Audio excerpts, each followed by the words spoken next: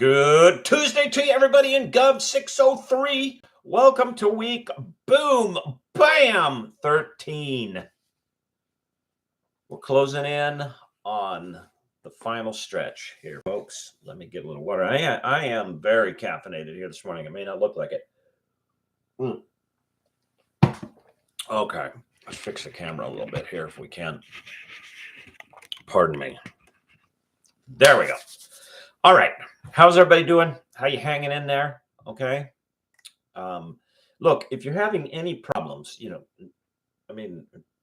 now is still later than you should have been, but now is the time to reach out to me.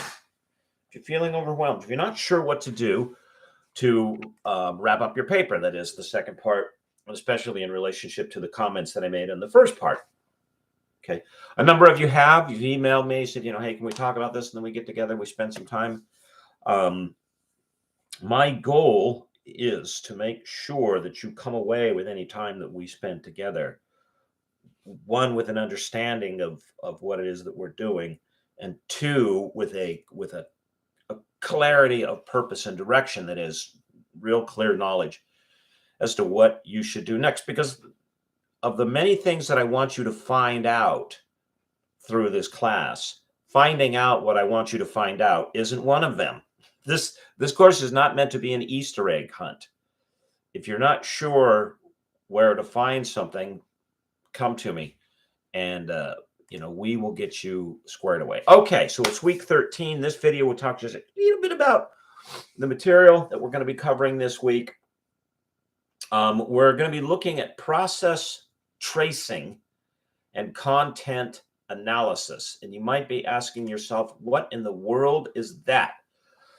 There is within the study, and this is specific to political science, there is within the study of political science, and especially human behavior. Okay, let's put it that way, which, political science is primarily concerned with. There is a study called junction analysis. And it asks the question, are there critical, and it's now looking at, the study of poli-sci through historical analysis. And it asks the question, are there critical junctions in historical events? That is there a point at which something flips, the pressure builds, and things tip? What is the tipping point? And as political scientists, how is it that we identify these sort of critical junctures of change, and how useful are they in analyzing and making sense out of phenomenon? Okay, so critical juncture analysis. This is what's called an analysis tool. It's quite popular in historical analysis, saying, okay, when was it that, I'm just going to use, I'm not taking any sides. When was it that Mike Pence's campaign became inviolable? Just, it ain't going to work, because Vice President Pence has dropped out of the race for the Republican nomination. Okay. Was there a critical juncture? Is there a point at which we could say, these are the factors, and again, think of it in terms of variables.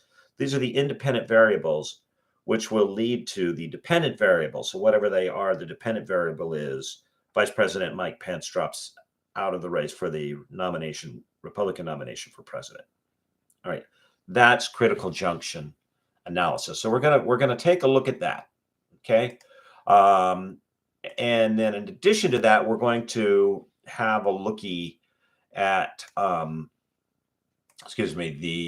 process of identity and identity identification. I know that sounds redundant, all right, but that is how do we measure identity? One of the hallmarks within social science and political sciences and social science is that we are forever trying to reduce a general populace, say, everybody in the Western United States, to a manageable populace for a study, and then divide that into subgroups for specific studies, whether that's gender, whether that's income, whether that's ethnicity, whether that's geographical location. Okay, so there's you could almost say there's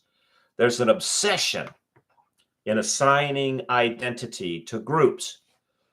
Well, you have to be very careful about how you do that, because you can bias the outcome of a research study.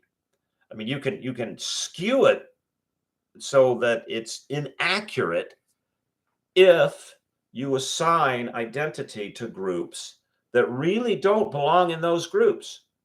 And this, of course, this is sort of playing itself out in some of the racial identity and racial identity politics. What is it, for example, that makes someone African American as opposed to white? Let's say there's a Caucasian mother and an African American father.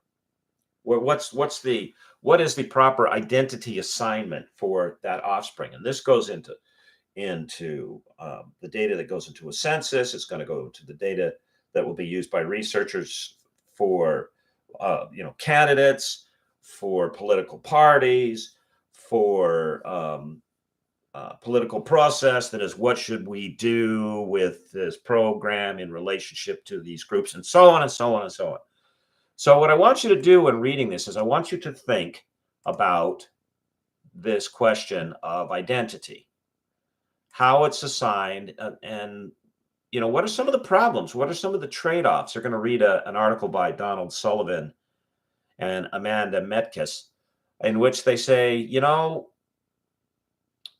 first of all, what are the measures that are best to, first of all, start conceptualizing identity, and then secondly, to start assigning it, and what are the trade-offs as political scientists? So that's going to be the focus for this week. So we're not going to be, crunching numbers. We're going to be asking bigger picture questions. Okay. So there are 3 articles. They're all linked in the modules over in week 13. But if you have any problems, with the documents, reach out to me. We will get you fixed up. Okay, everybody, have a wonderful week. Keep studying for the final exam, and that is go back and read all of the discussion questions, be able to identify the terms, any terms used in those discussion questions, and articulate the concepts. There will not be a review sheet for this exam. So you are the review sheet. You want to keep it all up here. All right, everybody. Have a wonderful week. I think about you. I pray about you. And as always, I will see you on Canvas. Bye-bye.